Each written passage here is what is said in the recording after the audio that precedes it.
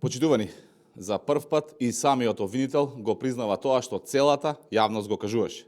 Дека јавното обвинителство не може да продолжи да функционира со изгубен легитимитет, под товар на политички влијанија и со селективна правда.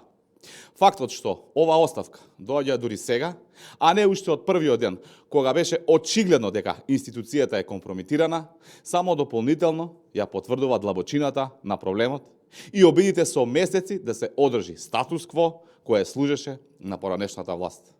Со ова оставка се става крај на еден мрачен период, во кој обвинителството беше перципирано како партизиран механизам, а не како независна институција во служба на законот.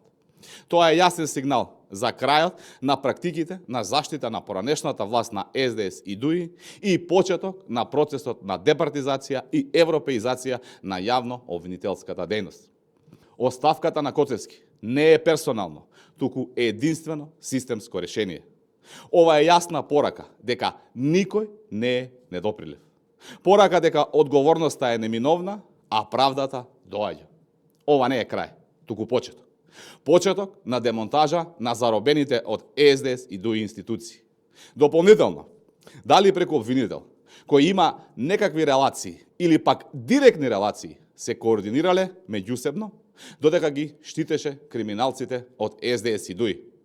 Дали затоа и чекаш оставката да биде на последниот ден, кога ќе биде разрешен, за да им купи време на неговите наредбодавци.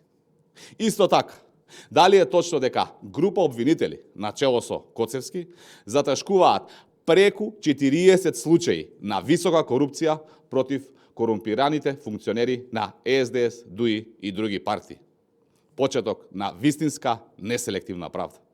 ВМРО-ДПМН ќе инсистира овој момент да биде преточен во конкретни и суштински реформи кои ќе обезбедат независно, професионално и департизирано обвинителство во интерес на граѓаните и владењето на правото.